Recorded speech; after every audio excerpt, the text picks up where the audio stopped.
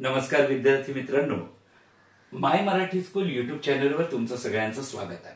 आज आपण पाहणार आहोत शिष्यवृत्ती परीक्षा इयत्ता 5वी त्यातील गणित विषयातील व्यवहारी अपूर्णांक। व्यवहारी अपूर्णांक आपण पूर्णपणे समजून घेणार आहोत, म्हणजे व्यवहारी अपूर्णांक कशाला म्हणतात आणि मग त्याची उदाहरणं। तत्पूर्वी तुम्ही जर my Marathi school YouTube channel subscribe केलं नसेल, पटकन सबस्क्राईब करून घ्या, बेलच्या आयकॉनला क्लिक करा, जेणेकरून मी एखादा व्हिडिओ अपलोड केला ना की लगेच तुम्हाला त्याचे नोटिफिकेशन मिळते। चला आपण व्हिडिओला सुरुवात करून घेऊया। आता पहिल्यांदा बघा, अपूर्णांक। अपूर्णांक म्हणजे पूर्ण नसलेला भाग, बरोबर आहे। तर या ठिकाणी हे एक वर्तुळ आहे, दिसतंय तुम्हाला, हे वर्तुळ आहे। या वर्तुळाचे किती भाग केलेत?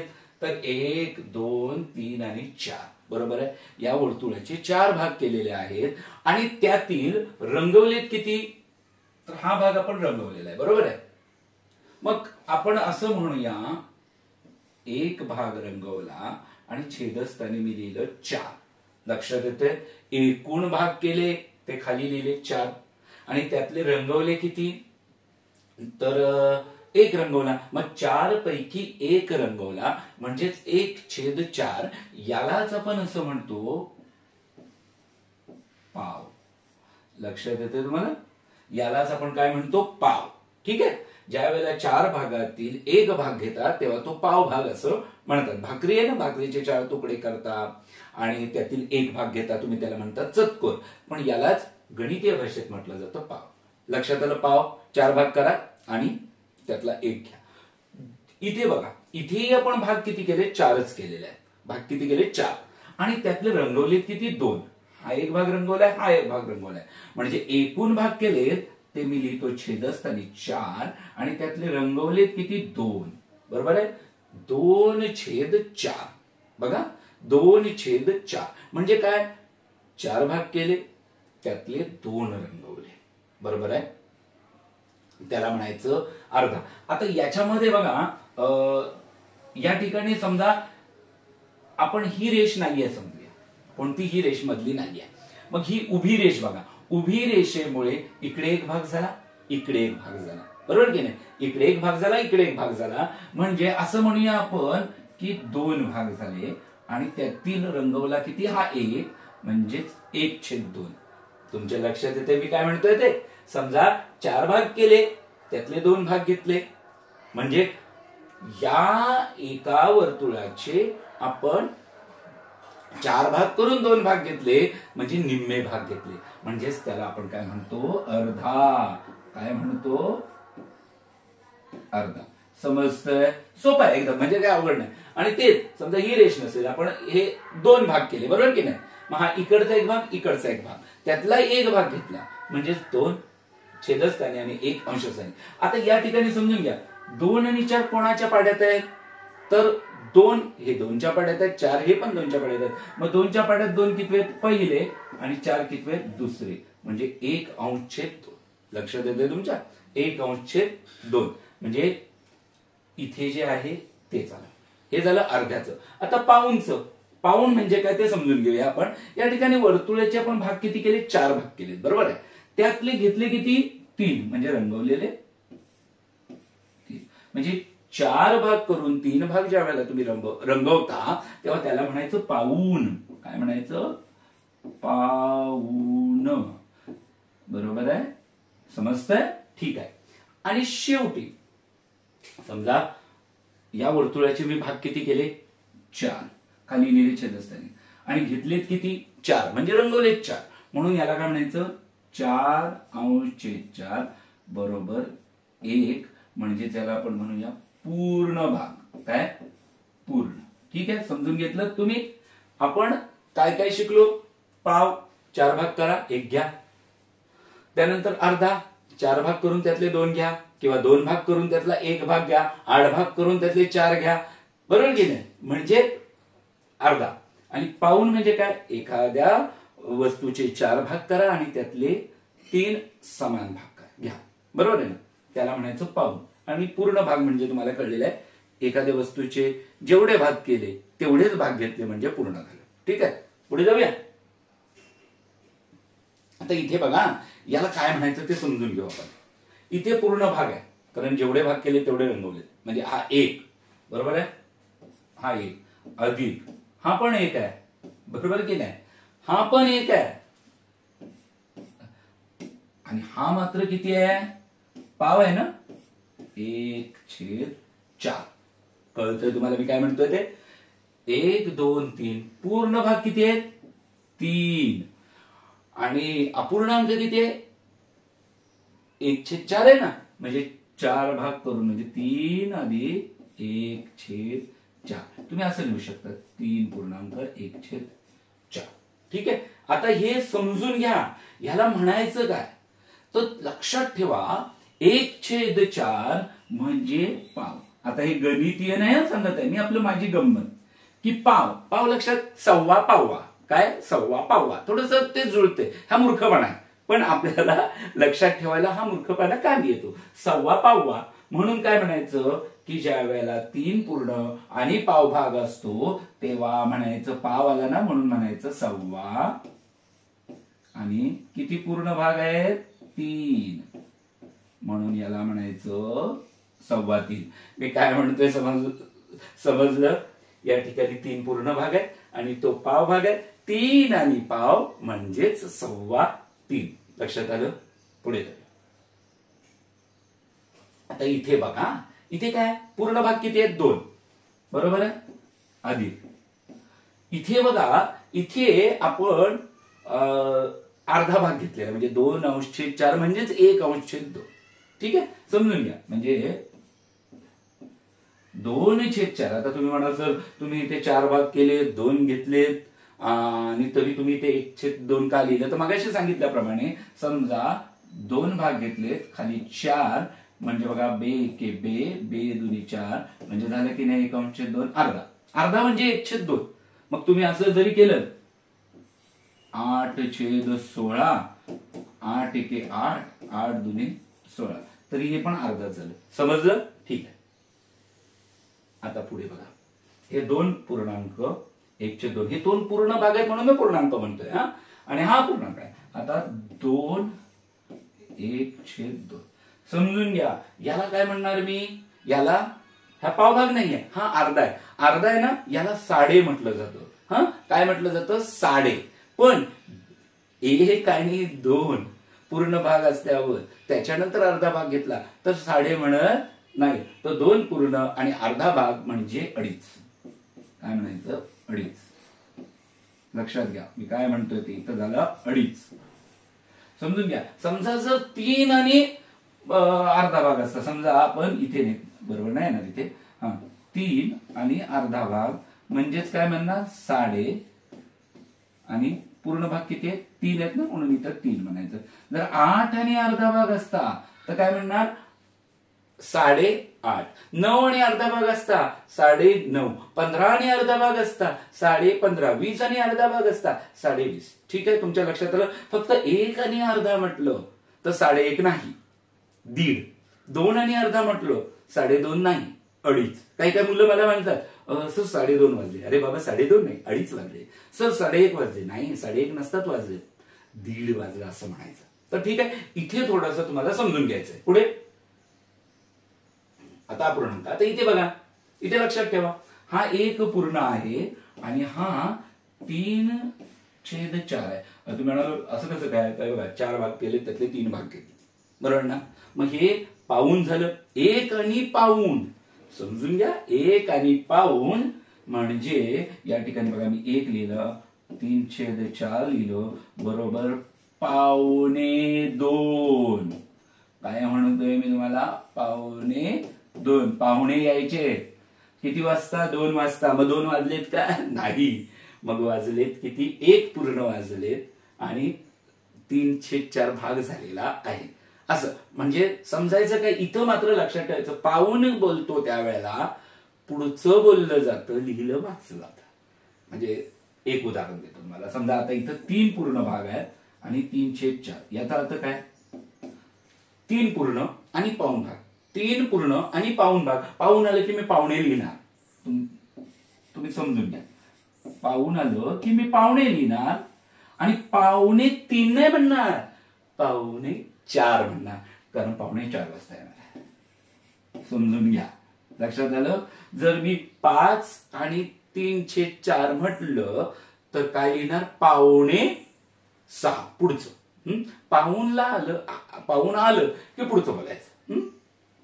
ज्या वेळेला अर्धा येतं तेव्हा जे आहे तेच बोलायचं. पाव असेल तेव्हा आहे तेच बोलायचं. पाऊण आलं ना पुढचं बोलायचं. बरोबर आहे? म्हणजे समजा आता बघूया किती मुलं हुशार आहेत ते मला पाऊस द्या. समजा इथे 16.3/4 आहे. तुम्ही ह्याला काय म्हणाल? पावणे काय म्हणाल? 17. ठीक आहे? 17.15. समजलं? पुढे आता समच्छेद अपूर्णांक म्हणजे काय ते आपल्याला समजून घ्यायचं. काय समच्छेद अपूर्णांक? तर बघा या ठिकाणी समजा मी 3/5, 1/5, 2/5 आणि 4/5. बरोबर? या ठिकाणी जर बघाल तर सगळ्यांचा छेद हा 5 आहे. ठीक आहे? इथे छेदस्थानी 5 आहे, इथे छेदस्थानी 5 आहे, इथे छेदस्थानी 5 आहे, इथे छेदस्थानी 5 आहे. अंश बदललाय. जो वरती असतो ना आडव्या रेषेच्या तो अंश आणि खाली असतो तो छेद. तर या ठिकाणी अंश प्रत्येकाचा वेगळा आहे पण छेद मात्र समान आहे. अशाला म्हटलं जातं समच्छेद अपूर्णांक. सम म्हणजे सारखा, सारखा छेद, समान. ठीक आहे? समच्छेद अपूर्णांक कळलं?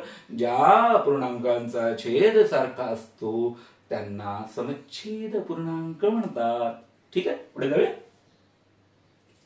आता इथे बघा, आता समच्छेद अपूर्णांकामध्ये अंशाची बेरीज वजाबाकी करायची असते, छेदांची बेरीज वजाबाकी करायची नसते. हे सोपं आहे. म्हणजे समजा 3/7 अधिक 2/7 बरोबर.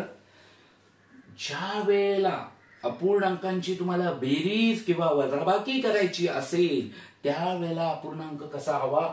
समच्छेद असायलाच हवा. म्हणजे आता या ठिकाणी छेद समान आहे मग यांची तुम्ही बेरीज करू शकता किंवा वजाबाकी करू शकता. इथे बेरजेचं चिन्ह म्हणून आपण बेरीज करणार. लक्षात येतंय? समच्छेद अपूर्णांकांची बेरीज वजाबाकी करता येते. जर ते समच्छेद नसतील तर त्यांना समच्छेद करा. कसं ते आपण पुढे बघणार आहोत. ठीक आहे? आता या ठिकाणी बघा काय करायचं? अंशांची बेरीज वजाबाकी करायची असते. म्हणजे मी इथं लिहितो 3+2 छेदस्थानी. काय म्हटले? छेदांची बेरीज वजाबाकी करायची नाही, काहीच करायचं नाही. मग छेद आहे तो लिहून घ्यायचा 7 आणि मग 3+2 5, 5/7 हे आलं उत्तर. नाही तर काय काय जण काय करतील? अरे 7 आणि 7 14. नाही, अशी माती खायची नाही. बरोबर आहे? छेदांची कधीही बेरीज वजाबाकी होत नाही, करायचीच नाही. ते गुणाकारामध्ये होईल पण आता बेरीज वजाबाकी करायची नसते. छेदांमध्ये गुणाकार होतो. लक्षात आलं? समच्छेद अपूर्णांक अंशांची बेरीज वजाबाकी करायची असते छेद समान असल्यावर आणि छेदांची मात्र बेरीज वजाबाकी करायची नाही. डोक्यात फिट करून ठेवायचं. आता समच्छेद अपूर्णांक ज्याचा अंश लहान ना तो लहान आणि अंश मोठा तो मोठा. आता त्याचं उदाहरण मी दिलंय, मुद्दाम आकृती काढली बघा. आता याला काय म्हणूया? हा तर पाव भाग आहे तुम्हाला माहिती आहे. म्हणजे एकूण भाग किती केले मी? 4 ना. त्यातलं रंगवले किती? 1. बरोबर? रंगवलेल्या भागाचा विचार करू आपण. आता इथे एकूण भाग किती केले? 4. रंगवले किती? 3. दोन्ही समच्छेद आहेत, समच्छेद अपूर्णांक आहेत. आपण समच्छेद अपूर्णांकच बघतो. त्यापैकी ज्याचा अंश लहान तो लहान. कोणाचा अंश लहान आहे? या अपूर्णांकाचा अंश जो आहे तो लहान आहे 1, याचा अंश मोठा आहे 3. बरोबर आहे? मग ज्याचा अंश लहान तो लहान ज्या वेळेला समच्छेद अपूर्णांक असतील तेव्हा, आणि ज्याचा अंश मोठा तो मोठा. मग इथे या ठिकाणी हा झाला मोठा आणि हा झाला लहान. आता बघा आकृतीत कळतंय का रे लहान? बघा 4 भाग केलेत, त्यातला 1 भाग रंगवलाय. 4 भाग केलेत, त्यातले 3 भाग रंगवलेत. म्हणजे हा लहान आहे दिसतोय तुम्हाला, नजरेने दिसतोय. हा मोठा आहे दिसतोय. कळलं? समच्छेद अपूर्णांकामध्ये ज्याचा अंश लहान तो लहान, ज्याचा अंश मोठा तो मोठा. पुढे जाऊया. आता समान अंश असणारे अपूर्णांक बघा. पहिल्यांदा मी वाचतो. समान अंश असलेले अपूर्णांक असल्यास तुलना करताना ज्याचा छेद लहान तो अपूर्णांक मोठा आणि ज्याचा छेद मोठा तो अपूर्णांक लहान असतो. आता उदाहरणार्थ अंश समान पाहिजेत, मग मी काय करतो 2/7, 2/9, 2/13, 2/17 हे मी आपल्या अशीच मानायला लिहिले. आता काय म्हटलंय, समान अंश असलेले अपूर्णांक असले, अंश समान आहेत 2, सगळीकडे 2 आहे. तुलना करताना आता ह्यातला सगळ्यात लहान अपूर्णांक कोणता असं तुम्हाला विचारलं तर काय करायचं, ज्याचा छेद लहान तो अपूर्णांक मोठा. आता ह्याच्यात लहान छेद कुणाचा आहे, इथे 7 लहान आहे, बरोबर ना. 7 लहान 9 पेक्षा, 9 लहान 13 पेक्षा, 13 लहान 17 पेक्षा, बरोबर आहे. म्हणजे या ठिकाणी हा अपूर्णांक जो आहे तो काय, सगळ्यात मोठा. समान अंश असल्यास ज्याचा छेद लहान तो मोठा, ज्याचा छेद मोठा तो लहान. मग आता मला सांगा याच्यातला सगळ्यात लहान अपूर्णांक कोणता आहे, छेद मोठा 2/17 आहे, बरोबर आहे. मग या ठिकाणी हा बिचारा सगळ्यात लहान अपूर्णांक झाला. या उदाहरणातला कळत मला, समान अंश असलेले अपूर्णांक असल्यास तुलना करताना ज्याचा छेद लहान तो अपूर्णांक मोठा व ज्याचा छेद मोठा तो अपूर्णांक लहान. एक उदाहरण पटकन देतो, तुम्ही मनातल्या मनात करा, सोडवा, वहीत लिहा कसे. 3/13, 3/5, 3/8, 3/100. सांगा बघू लहान अपूर्णांक कोणता आणि मोठा अपूर्णांक कोणता. विचार करा, विचार करा, विचार करा. समान अंश आहेत, ज्याचा छेद लहान तो मोठा. लहान छेद कुणाचा आहे, याचा, म्हणजे हा सगळ्यात मोठा झाला, लिहितो मोठा. आणि सगळ्यात लहान कोण, ज्याचा छेद सगळ्यात मोठा तो लहान. ज्या वेळेला समान अंश असतात तेव्हा 100 लहान दिसताना 100 मोठे दिसत आहेत, पण बिचारे लहान अपूर्णांक करतायत, बरोबर आहे. छेद 100 असल्यामुळे तो अपूर्णांक लहान झाला, कारण यामध्ये 100 हे सगळ्यात मोठे आहेत आणि ते छेदस्थानी आणि अंश मात्र समान आहेत. कळलं, पुढे जाऊया. भिन्न छेद असलेले अपूर्णांक, सदर अपूर्णांकात छेद भिन्न असतात, म्हणजे भिन्न छेद असलेले अपूर्णांक. म्हणजे आता तुम्ही ते काही लिहा, 3/5, 3/8, 3/13 आणि 3/22. आता या ठिकाणी याला आपण काय म्हणायचं, भिन्न छेद असलेले अपूर्णांक, बरोबर आहे. भिन्न छेद आहे, छेद सारखे नाही. भिन्न छेद असलेल्या अपूर्णांकांची ज्यावेळेला तुम्ही बेरीज वजाबाकी करताना छेद समान असायला पाहिजेत. आता उदाहरणार्थ आपण एक उदाहरण सोडून घेऊया. समजा इथे माझ्याकडे आहे 2/5 अधिक 3/10. आता मला हे उदाहरण सोडवायचं आहे. आता मी कसं सोडू बघा, मला काय सांगितलं त्यांनी, छेद भिन्न आहे ना, वेगळा आहे ना, भिन्न म्हणजे वेगळा. तर छेद भिन्न आहे, त्या अपूर्णांकाची तुम्हाला जर बेरीज किंवा वजाबाकी करायची असेल तर छेद समान घ्यायला लागेल. मग इथे छेद समान नाही. मग या ठिकाणी 2 पद्धतीने आपण ही अशी उदाहरणं सोडवतो. एक तर तिरकस गुणाकार करून सोडवतो, किंवा मग या ठिकाणी बघा 5/10 होऊ शकतात का, जर 5ला कितीने गुणलं तर. गुणाकाराचाच विचार करतोय आपण. 5ला समजा मी 2ने गुणलं तर 10 होतात. अरे मग इकडे पण 10 होतील छेदस्थानी, इकडे पण 10 होतील. मग मी बघा काय करतोय, इथे 2 दिले, इथं 5 गुणिले 2 केले, अधिक इथे 3/10 केले. चला बघा, इकडे 10 झाले, इकडे 10 झाले, म्हणजे बघा इथे छेदस्थानी 10 अधिक इथे 3/10. आता तुम्ही म्हणा सर पण इकडे काय, अरे मी जर इथे छेदस्थानी 2ने गुणतोय तर वर पण मला तेवढं तेच करायला पाहिजे, वर सुद्धा मला 2ने गुणायला पाहिजे, नाही तर माझं उदाहरण चुकेल. गणितात गचच काय पण होत नाही.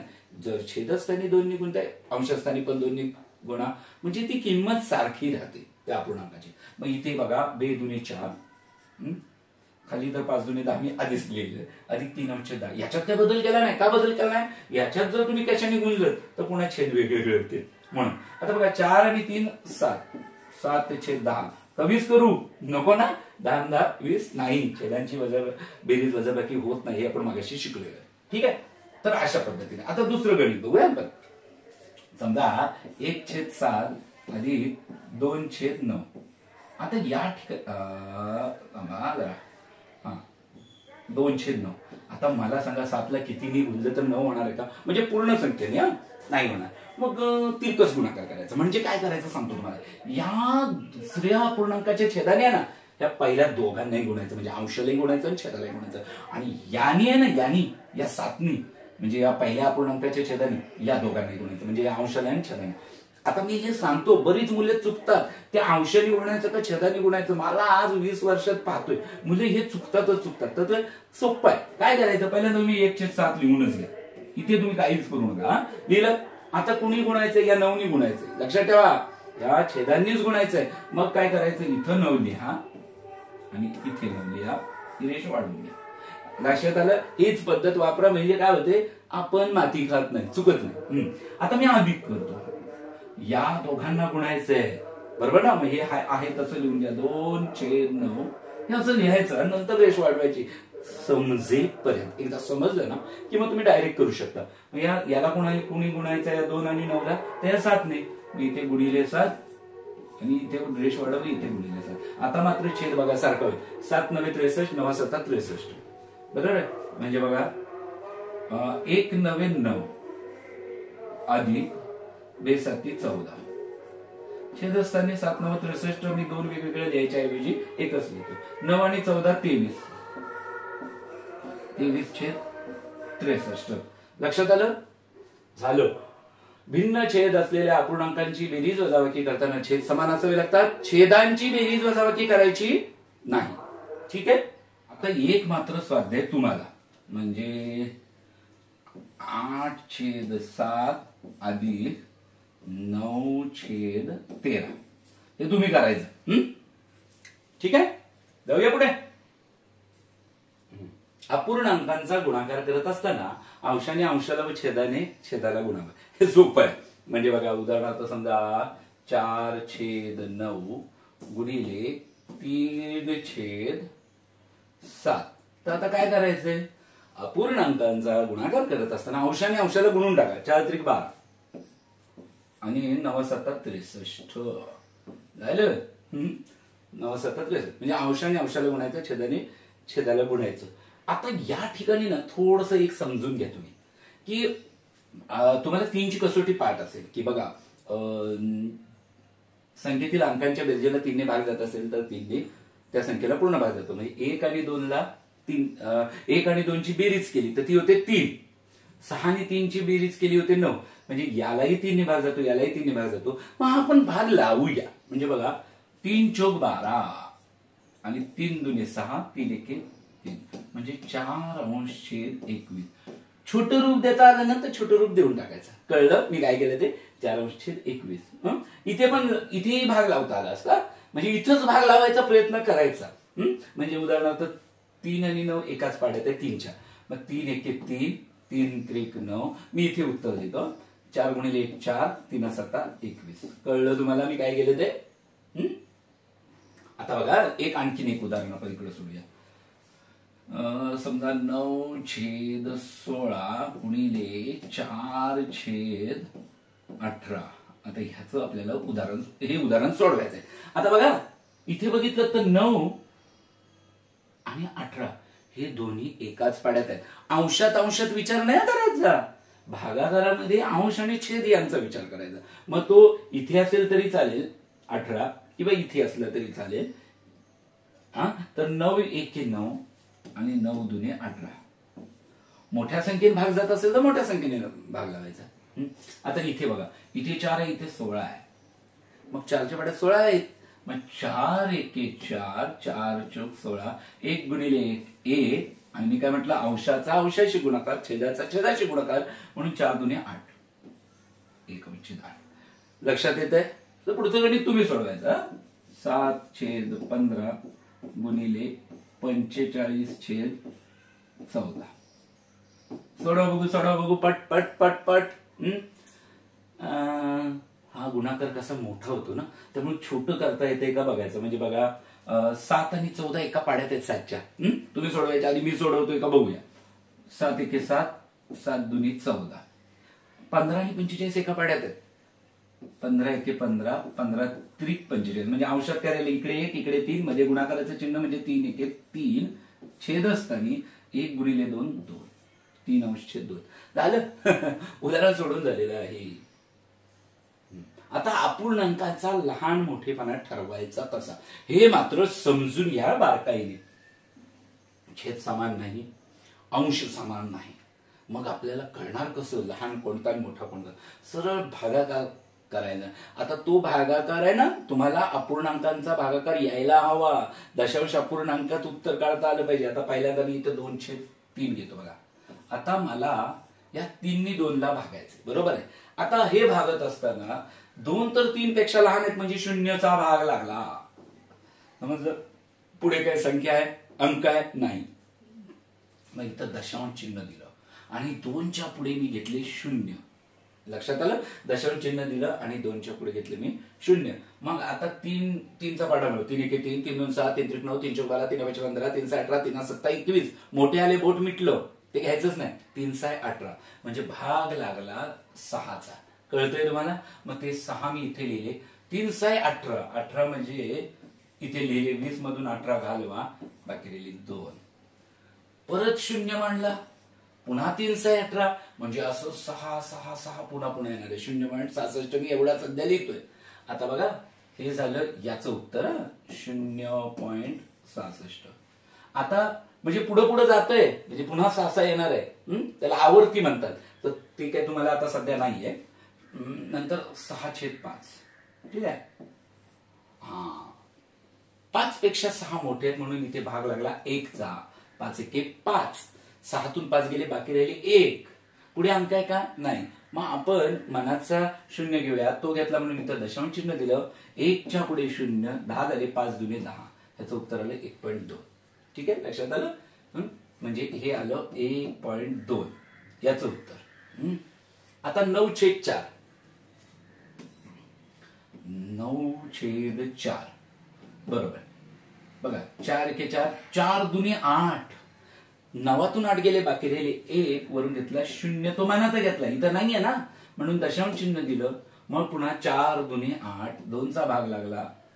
10तून 8 गेले 2, वरून घेतले 0, पुन्हा मानाची 4 25. पण मनाचे पुन्हा पुन्हा घेत राहिलं म्हणून तुम्हाला दशांश चिन्ह मात्र पुन्हा पुन्हा द्यायचं नाही. इथे उत्तर आलं 2.25.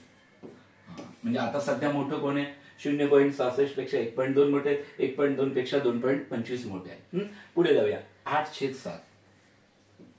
8/7 बघा. 7 एके 7 बरोबर, बाकी राहिली 1. त्याच्या पुढे घेतला 0. इथलं इथे काय अंक आहे का नाही. मग मनाचा घेतला ना, मग इथं दशांश चिन्ह द्या. 7 एके 7. 10तून 7 गेले, बाकी राहिली 3. आता काय करायला लागेल, पुन्हा 0 घेतला. आता काय दशांश चिन्ह द्यायचं नाही. पुन्हा 7 चोक 28 म्हणजे पुन्हा 2. आता हे परत परत करत बसायची गरज नाही. 1.4 असं मी लिहिले, 14 लिहिले, 1.14 लिहिले. आता म्हणजे याचं उत्तर इथे लिहिलं. पुढे तुम्ही सोडवू शकता, पण आता मला काही गरज वाटत नाही सध्या. 1.14 आणि शेवटचा आहे 13/9. 13/9, 9 एके 9 बरोबर आहे. बाकी राहिली किती. 13तून 9 गेले 4, वरून घेतले 0, मनाचा 0 घेतलाय, दशांश चिन्ह देऊन टाका. 9 चोक 36. 9 चोक 36. 40 मधून 36 गेले, बाकी राहिली 4 बरोबर आहे. पुन्हा तुम्हाला 0 घेतलं तर पुन्हा 9 चोक 36 म्हणजे परत परत येणार आवर्ती. नाही तर 1.44 पर्यंतच मी लिहितो. ठीक आहे. आता मला सांगा याच्यात लहान तुम्हाला काढता येईल की नाही. सर्वात लहान अपूर्णांक 2/3 आणि सर्वात मोठा कोण आहे 9/4. 9/4 कारण त्याचं उत्तर 2.25 आलेलं आहे. ह्याला ट्रिक पण आहे. ट्रिक काय की इथं 0 0 0 0 0 मांडा म्हणजे तुम्हाला अपूर्णांकात उत्तर काढायची गरज नाही. पण ते थोडंसं गणितीय नाही म्हणून मी सांगितलं नाही. पुढे आपण जसे जाऊ तसे मग कन्सेप्ट समजल्यानंतर टेक्निक्स कडे जायचं. कळलं. ठीक आहे. तर अशा पद्धतीने व्यवहारी अपूर्णांकामधला भाग 1 आपण समजून घेतलाय. भाग 2 मध्ये आपण आणखी उदाहरणं सोडवणार आहोत. तेव्हा परत भेटूया. धन्यवाद.